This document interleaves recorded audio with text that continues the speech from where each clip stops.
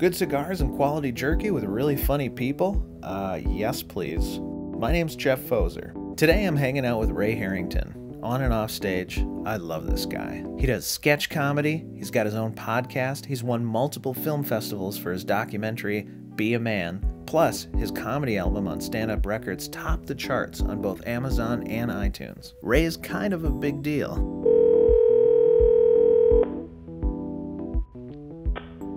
Hello? Sweet baby Ray, it's Foser and I miss you.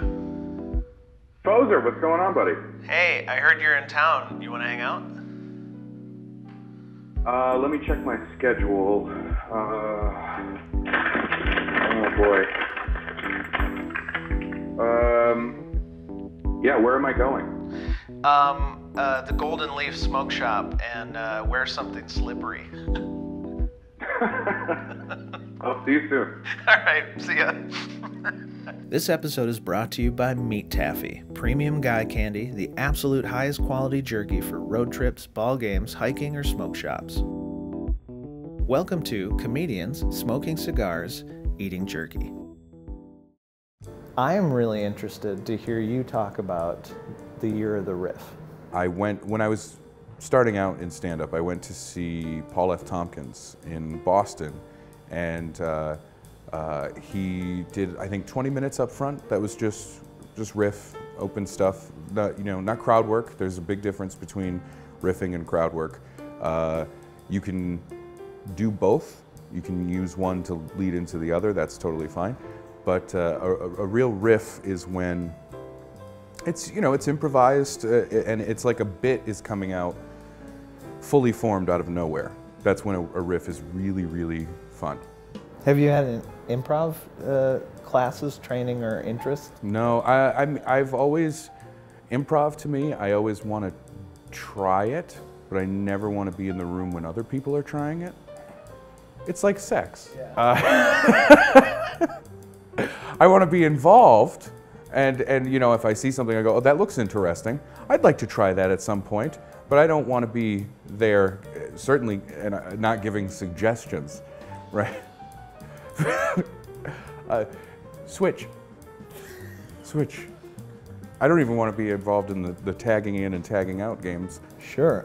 You might have a different idea of sex than most people. There's a sex isn't a lot of direction and switching out. I thought sex was just 5 or 6 supportive people that have taken some UCB classes, passing an energy ball around and just getting down to it. A lot of monologue callbacks in good sex. Good sex, I think, monologues, if anything, are foreplay.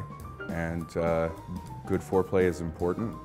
And that's why I masturbate to Garrison Keillor a lot.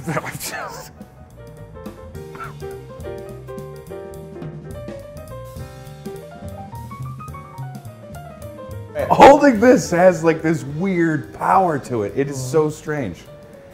It's like everything that has ever been said about a cigar is absolutely true. Tell me one thing you've heard about smoking cigars. The most obvious is, it's phallic. Oh, never heard it. It's very phallic. All right. Yeah. I just did a visual gag that I don't feel comfortable with. Sure. Yeah, no, people say it's phallic. Yeah. People say... it took me a while to be able to smoke a cigar without having a hand on the back of my head. It's so stupid. All right, grab as much as you want. Oh boy. Yeah. I am excited right now. Cool. So this is from this is a Kentucky Cajun blend. Cheers. Should we do that? It's before you take a bite. You can touch, and then. But I want to say jerky. Super excited because I like jerky. I never find myself getting it because I feel like it's a commitment to get a bag of jerky. I also I am a sucker for artisanally things, like something where it's like, this is fancy, and I want fancy jerky, which is what I feel like we're having. I'm very excited. Because you're a fancy guy. This is largely guy. why I agreed to do this. Good.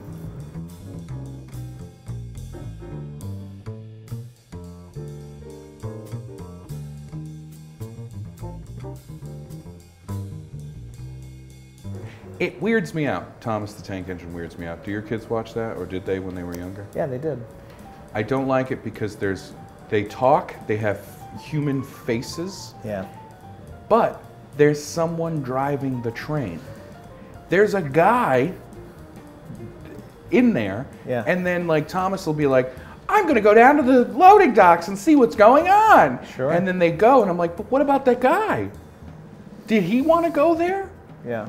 Or why is he even there? And then the humans talk to them, and then there's other vehicles in the show that have faces, but some don't. I saw a car that did have a face, and then I saw a car that didn't. Ugh. And all I could think of was like Thomas trying to, oh, hi there, new car, what's your name? And not saying anything, and just like, hello?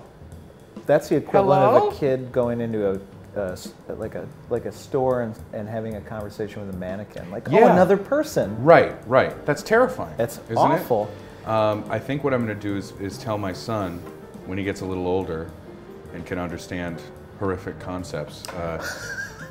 I'm going to tell him that my theory of what Thomas the Tank Engine is that the island of Sodor, that's where they live.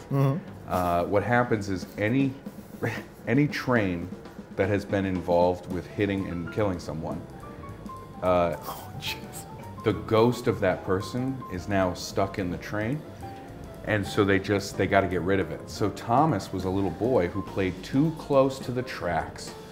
So it's a lesson to learn. Yeah. He played too close to the tracks, got hit by a blue train. Yeah. And haunted it, and now was stuck in it. And then people were like, this is insane. It's talking. Yeah. It's terrifying people. Send it to that island where all the other haunted trains are. And so every train is somebody that was killed by a train. I would like to see one episode where they have a new train come to town who is scarred and just uncomfortable, and it's because he was, against his will, he had to work as a train in World War II, sending people to concentration camps.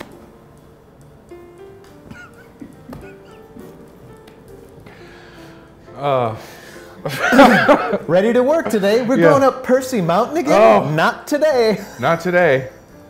He just shows up and Tom's like, nice to meet you. Are you a useful engine? I did my part. I was just following orders. I didn't want to do it, you understand? I didn't want to do it. I didn't want to be there. But I had a special to do. I had a job. And it was the little man behind me. I ship coal. What do you move? Families. Towns. Whole regions of people.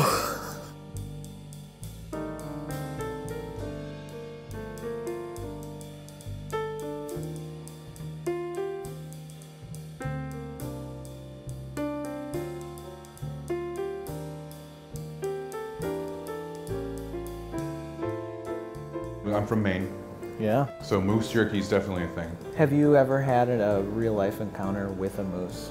Yeah. It was a sweet night and he was very gentle.